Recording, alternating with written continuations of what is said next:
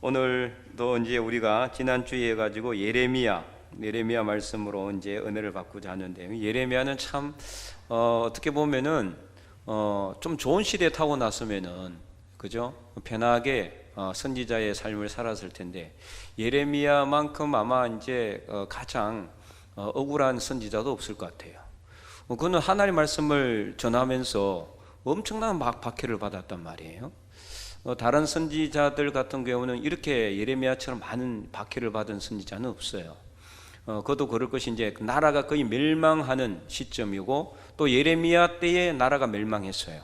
포로 이후까지 이제 그는 활동을 했기 때문에 정말 얼마나 나라가 멸망하고 뭐 집은 다 불타고 성벽은 무너지고 예루살렘 성전도 다 불탔거든요. 그것을 바라보는 것까지만 해도 얼마나 고통스러웠겠어요.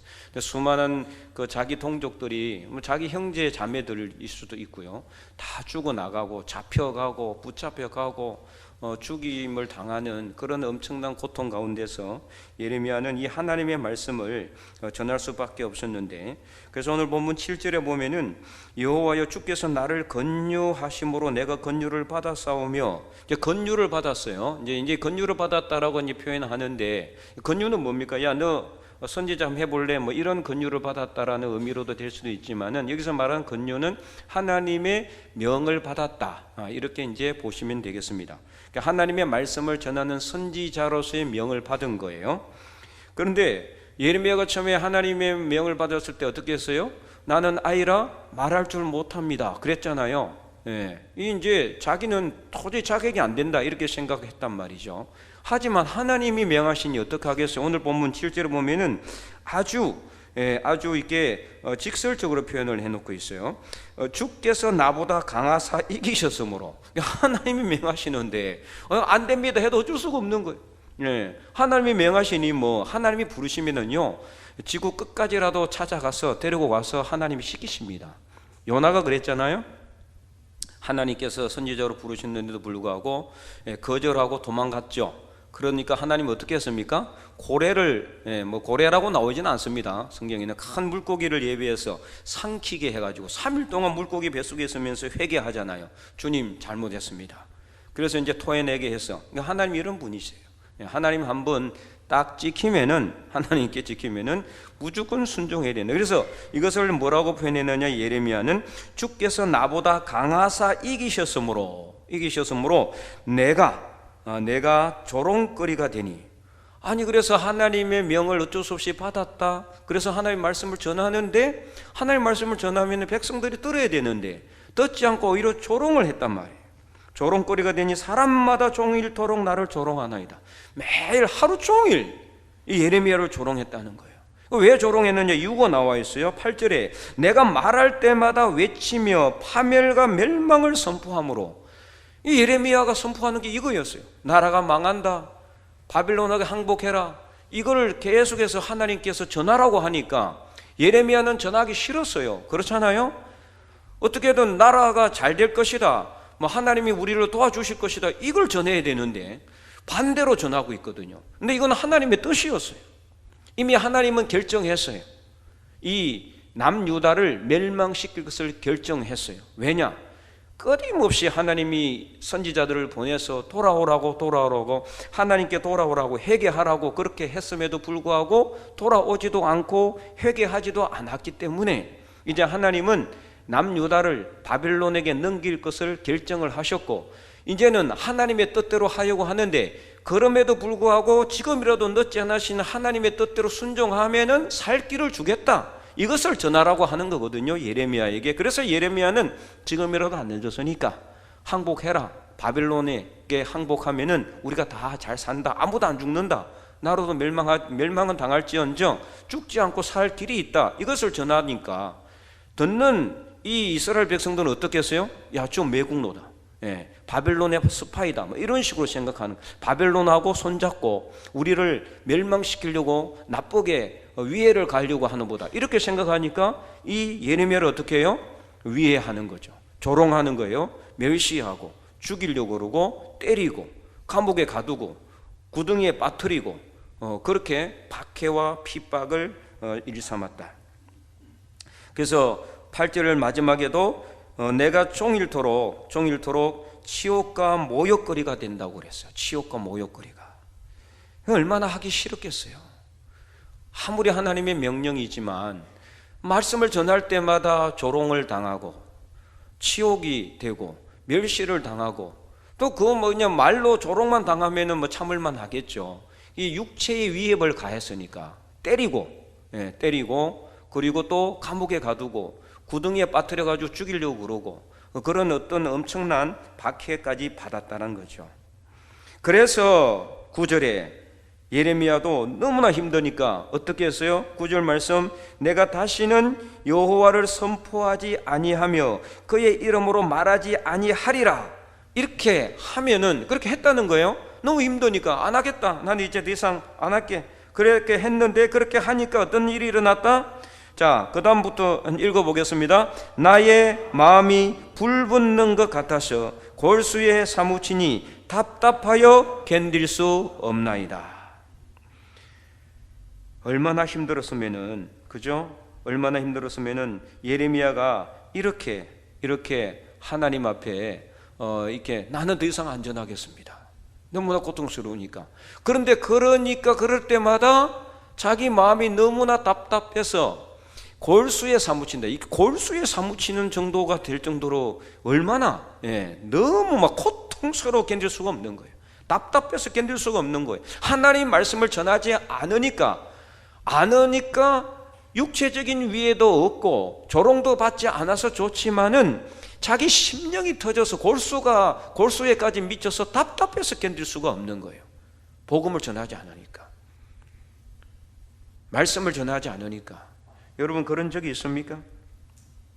하나님 말씀을 전하지 않아가지고 정말 괴로워서 견딜 수가 없을 정도로 힘든 적이 있었습니까?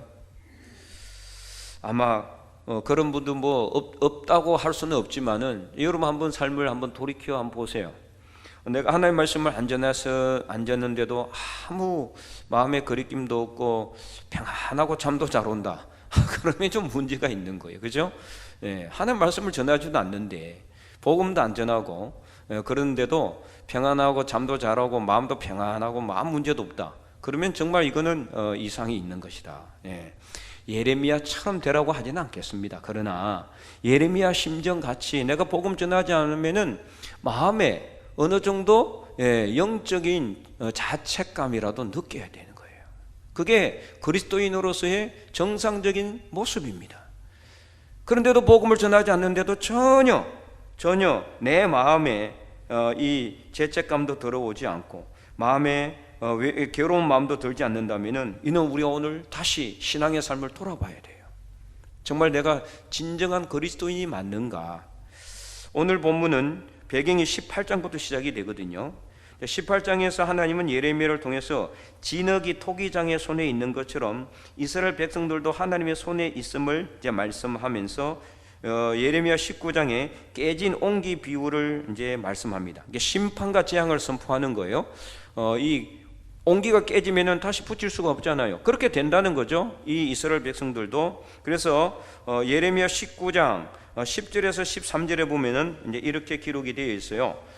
우리가 읽지는 않았지만 너는 함께 가는 자의 목전에서 그 옹기를 깨뜨리고 그들에게 이르기를 만군의 여호와께서 이같이 말씀하시되 사람이 토기장의 그릇을 한번 깨뜨리면 다시 완전하게 할 수 없나니 이와 같이 내가 이 백성과 이 성읍을 무너뜨리리니 도벳에 매장할 자리가 없을 만큼 매장하리라.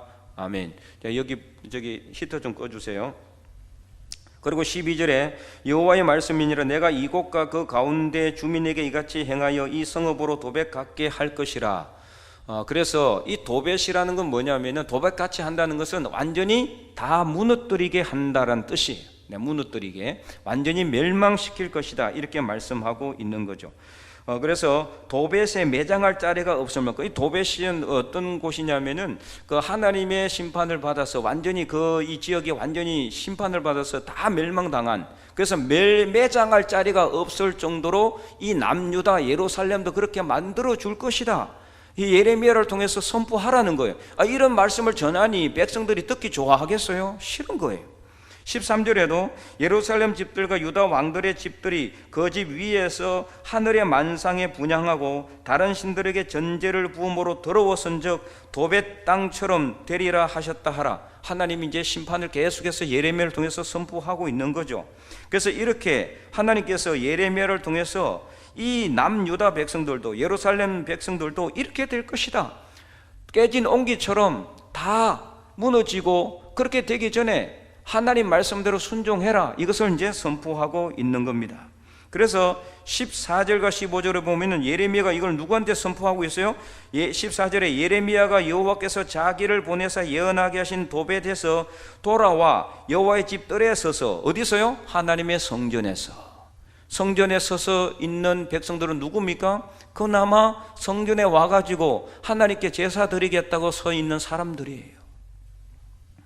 그들에게 15절 만군의 여호와 이스라엘의 하나님께서 이와 같이 말씀하시되 보라, 내가 이 성읍에 대하여 선언한 모든 재앙을 이 성읍과 그 모든 촌락에 내리리니 이는 그들의 목을 곧게 하여 내 말을 듣지 아니함이니라. 하나님 말씀대로 순종하지 않았기 때문에 하나님께서 이제는 심판하시겠다는 것을 말하고, 이게 계속해서 예레미야서 보면은 계속해서 어떻게 돼요? 반복 또 반복되고 있습니다. 이런 내용이. 그러자 20장 1절과 2절에 임멜의 아들 제사장 바스훌은 여호와 성전의 총감독인데, 오늘날로 말한다면은 우리 예를 들어서 우리 총회가 있잖아요. 총회장 이런 같은 사람이라고 볼 수 있죠. 노회장 또는 총회장 같은. 그러니까 성전의 총감독이니까 어쨌든 직위로 따진다면은 성전의 제사장 중에서 가장 높은 사람이라고 볼 수가 있는 거예요. 총감독이니까. 그 총감독인 바스훌이 그가 예레미야의 이 일 예언함을, 그러니까 이렇게 될 것이다, 하나님의 멸망을 선포하는 것을 들었어요. 예언함을 들은지라 이에 2절 바스훌이 선지자 예레미야를 어떻게 했어요? 때리고, 같은 제사장을 때린 거예요. 예레미야도 제사장입니다. 제사장의 아들이니까 같은 제사장이에요. 때리고 여호와의 성전에 있는 베냐민 문 위층에 목에 씌우는 나무 고랑으로 채워뒀다. 완전히 죄인 취급한 거죠. 완전히 그냥 옛날에 이 나무 고랑에다가 목을 씌우고 쇠고랑을 이렇게 채운 것처럼 이렇게 완전히 이렇게 막 짐승을 묶어 놓는 것처럼 그렇게 해놨다라는 거예요. 여기서 우리가 정말 이 같은 제사장이고 성전의 총감독인 이 바스훌에게는 왜 하나님의 말씀이 임하지 않았을까? 예레미야 하면 그가 조금만 더 하나님께 기도했다면 예레미야가 전하는 말씀이 하나님의 뜻이라는 것을 알았을 텐데, 그죠? 그러니까 이 당시에는 어떤 시대라는 것을 알 수가 있어요? 영적으로 완전히 최악의 상태라는 것을 알 수가 있어요. 최악의 상태. 하나님 제사장, 성전의 총감독이라면은 가장 영적으로 민감해야 되고 가장 영적으로 하나님과 가까이 있어야 되는 사람 아니에요? 그런데 오히려 하나님의 뜻을 전하는 같은 동료 제사장인 예레미야를 때리고 그를 갖다가 짐승처럼 감옥에 가둬놨다는 거예요. 그러니까 당시에 얼마나 영적으로 타락했는지를 알 수가 있죠. 지금 오늘 이 시대도 물론 다 그런 건 아니지만 정말 이 목회자들도 그렇고 영적 지도자들이 하나님 말씀에 깨어 있어야 되는데 세상적인 것을 바라보다 보니까 그렇지 못하는 경우도 종종 있어요. 다는 아니지만. 그래서 가끔 가다가 이 영적 지도자들의 어떤 잘못된 일로 인해서, 탈선으로 인해서 정말 우리가 하나님을 믿는 이 전해야 되는 이 일에 많은 타격을 받는 일이 너무나 많이 좀 일어나고 있어요. 이런 일들이 왜 일어나게 될까요? 하나님을 바라보지 못하기 때문이죠. 이는 비단 제사장에 해당하는 저희 같은 목회자들 뿐만 아니라 여러분들도 마찬가지입니다. 오늘 이 시대가, 우리 오늘 권사님도 기도했지만은 이 세상에 우리가 살아가면서 우리가 어디에다 관심을 두어야 되느냐? 잘 먹고 잘 사는 것, 여기에 관심을 둘 것이 아니라 우리의 진정한 삶의 방향이 하나님께로 향하는 것, 여기에 관심을 둬야 되는데 여러분 이 땅에서 평생도록 살아갈 것이 아니잖아요. 만약에 이 땅에 평생을 살아갈 거라면은 이 땅에 소망을 둬야 되죠. 삶의 방향을 이 땅에 둬야 되겠죠. 그러나 우리가 살아가는 이 자리는 영원한 자리가 아닙니다. 정말 짧은 시간 동안 나그네 같이 살다 갈 자리입니다. 이 땅에 소망을 두면 안 돼요. 욕심을 두시면 안 돼요. 우리 삶의 방향은 하나님입니다. 그래서 우리가 나중에 우리가 가야 될 하나님 나라, 오늘 우리 오전 예배 때 말씀한 것처럼 우리 이 땅의 삶의 환난에 경한 것은 정말 우리가 하나님 나라 영원한 천국에 중요한 것에 비하면은 아무것도 아닙니다. 그래서 우리가 삶의 방향이 오직 하나님께로 향해져 있어야 된다. 이것이 가장 우리의 삶의 진정한 목표라는 거죠. 오늘 우리가 영적으로 왜 나라에 문제가 생기고 어려움이 생기고 세계적으로 문제가 생기고 이 모든 것들은 사실 다 우리 인간의 죄악 때문입니다. 인간의 욕심 때문이고 우리가 더 깨어있지 못하고 기도하지 못했기 때문입니다. 사순절을 맞이해서 우리가 우리 삶을 다시 한 번 더 돌아보기를 원해요. 과연 우리는 예수님처럼 예수님의 영성을 닮아가고자 하는 삶을 살아가고 있는가? 이 땅에 소망을 두지 말고 하나님 나라 영원한 천국을 바라보시기 바랍니다. 그리하면 우리가 어떤 일을 해야 되는지 삶의 목적이 나와요.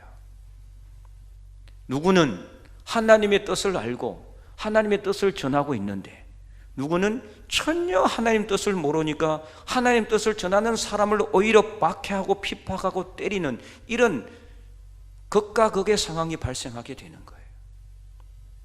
오늘 이 시대를 향하신 하나님의 뜻이 무엇인가? 이것은 오직 말씀을 통해서, 기도를 통해서 우리가 알 수가 있습니다. 하나님 앞에 나오셔야 됩니다. 기도의 자리를 멀리하지 마시고 항상 기도의 자리를 사모하시고 예배를 사모하시고 복음 전하는 삶을 통해서 하나님의 뜻을 온전히 이 땅에 이루어가는 하나님의 거룩한 백성들이 될 수 있기를 간절히 소망합니다. 그래서 이 바스홀이 예레미야를 때리고 옥에 가둬놨다가 3절에 다음 날 이제 완전히 반전이 일어나요. 바스홀이 예레미야를 목에 씌우는 나무 고랑에서 풀어줬어요. 왜 그럴까요? 아무 죄가 없거든요. 예레미야가 잘못한 게 하나도 없거든요. 예레미야는 무슨 극한 죄를 지었거나 사기죄를 쳤거나 무슨 어떤 누구를 위해했거나 한 게 아니에요. 하나님 말씀만을 전했단 말이죠. 그런데 바스홀은요 자기 마음에 안 맞는 거예요. 예레미야 하는 일이. 그래서 예레미야가 어떻게 했습니까? 그에게 이르되, 자 우리가 오늘 7절부터 읽었지만 3절에 보면은 예레미야가 그에게 이르되 여호와께서 내 이름을 바스홀이라 아니하고 마골 밋사빕이라 하시느니라. 이 무슨 뜻이냐? 사방으로 두려움이 온다라는 뜻이에요. 결국은 나중에 그렇게 돼요. 바스홀은 나중에 비참하게 죽습니다. 어쨌든 간에 이렇게 예레미야는 복음을 전하다가 결국에는 하나님 말씀을 전하다가 이렇게 고통을 받고 많은 모욕을 당하고 핍박을 받지만 그는 그럼에도 불구하고 하나님 말씀을 전할 수밖에 없었다.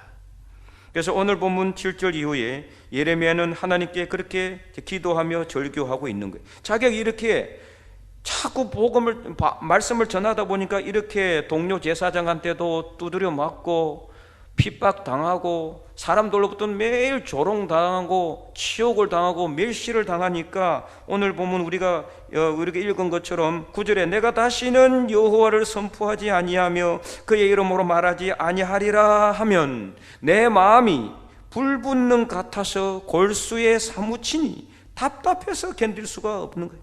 답답해서 견딜 수가 없어요. 그래서 오늘 9절 말씀 이 예레미야의 절규가 오늘 이 시대에 우리의 절규가 되어야 되는 거예요. 복음 전하는 사람들이 점점점 줄어들고 있어요.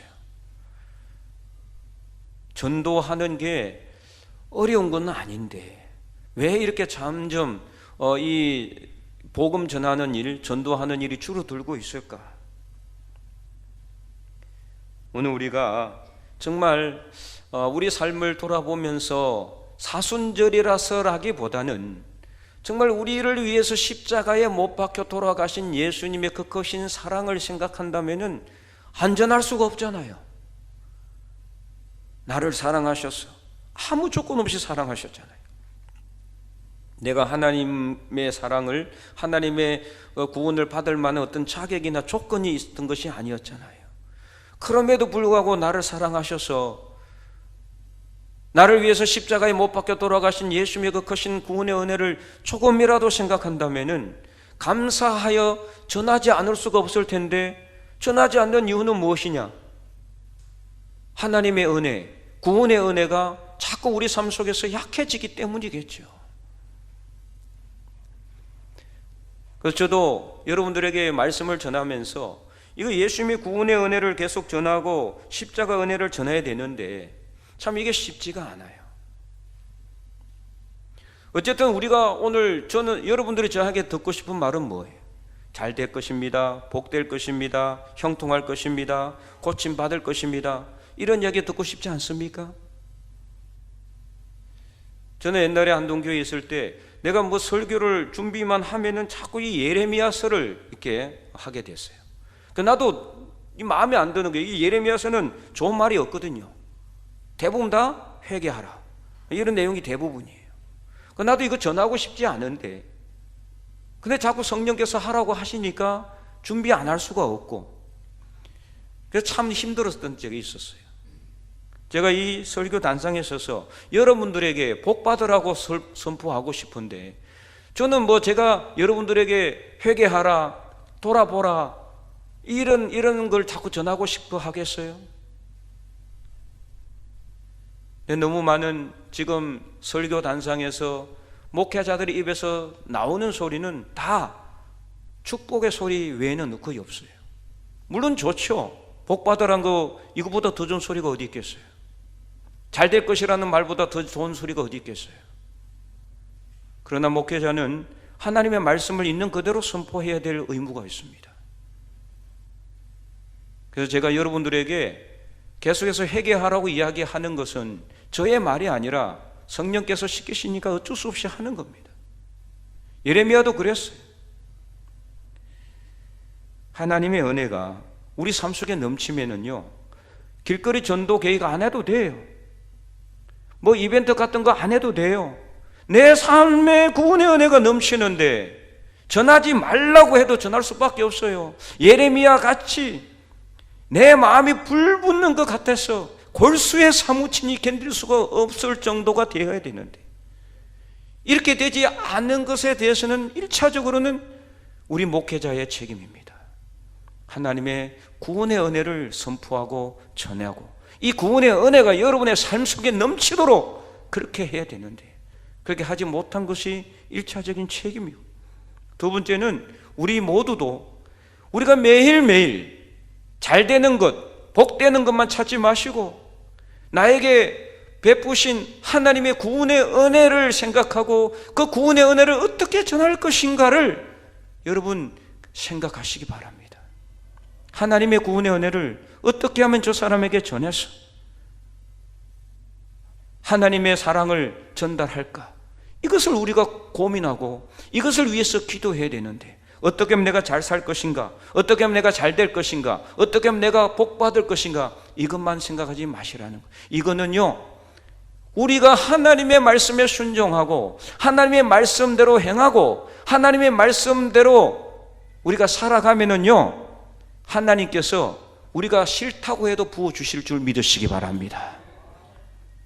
하나님께서는요, 우리가 싫다고 해도 부어주시는 거예요. 안 받는다고 해도 부어주시는 거예요. 왜요? 하나님 말씀에 순종하는데 하나님이 왜 복을 안 주시겠어요? 왜 고쳐주시지 않겠어요? 왜 치료하지 않겠어요?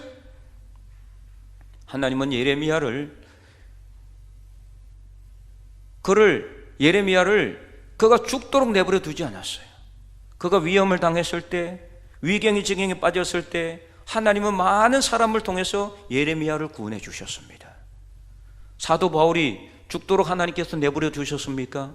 그거 수많은 목숨의 위협을 느끼면서도 당당하게 복음을 전할 수 있었던 것은 성령께서 그와 함께 하시는 것을 그는 느꼈고, 항상 하나님은 사도 바울과 함께 하셨기 때문에 어떤 위험의 지경에, 그렇다고 해서 사도 바울이 그러면은 육신의 질고를 안 느꼈습니까? 아니에요.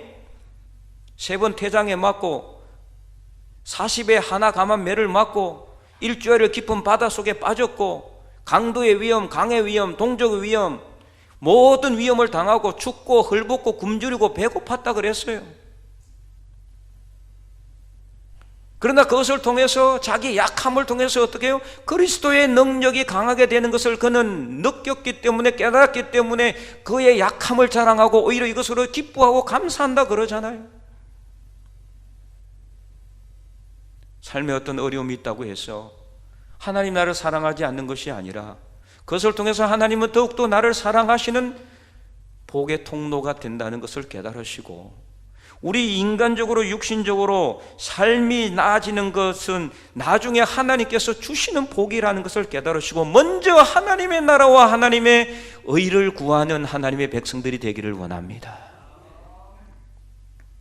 복음 전하는 거 교회에서 자꾸 하라고 하니까, 목사님이 자꾸 설교하니까 어쩔 수 없이 하는 것이 아니라, 여러분의 삶의 자리에 하나님이 주시는 구원의 은혜가 넘쳐나서 나를 위해서 십자가에 그 귀하신 몸이 박혀서 피 흘리시고 죽으신 예수님의 구원의 은혜를 조금이라도 여러분이 감사하게 생각한다면, 귀하게 생각한다면, 그 은혜를 조금이라도 안 믿는 사람들에게 전해야 되지 않겠습니까?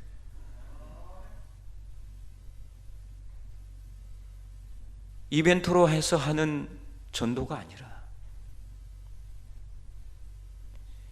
하나님의 말씀을 다시 전하지 않으면은 내 마음이 뜨거워서 골수에 사무치니, 불부는 같아서 골수에 사무치니 답답하여 견딜 수가 없다라고 소리치고 절규하는 예레미야의 심정을 여러분이 조금이라도 가질 수 있기를 바랍니다. 이것은 강요해서 되는 것도 아니에요. 저는 오늘 여러분의 삶 속에, 여러분의 심령 속에 하나님이 주시는 구원의 은혜가 정말 다시 새롭게 불붙기를 원합니다. 그래서 누가 시켜서 하는 전도가 아니라, 정말 내 은혜가 내 삶 속에 넘쳐나서 내가 하나님 복음 전하지 않으면은 답답해서 견딜 수가 없어서 다른 사람들, 이웃들에게 복음을 전할 수밖에 없는 그런 자발적인 전도의 사람들이 될 수 있기를 바랍니다. 그래서 오늘 말씀을 통해서 우리가 올 한 해 우리 교회의 표이기 때문에 하는 전도가 아니라, 내 삶 속에 하나님이 베푸신 그 구원의 은혜를 조금이라도 갚아드리고 감사하는 삶을 살고, 그 구원의 은혜를 내가 다른 사람들에게도 전하는 삶을 살아서 우리 주변에 하나님을 믿지 않는 모든 사람들이 예수 그리스도를 믿어 구원받는 놀라운 역사가 저와 여러분의 삶을 통해서 올 한 해 일어날 수 있기를 주님의 이름으로 간절히 축원드립니다.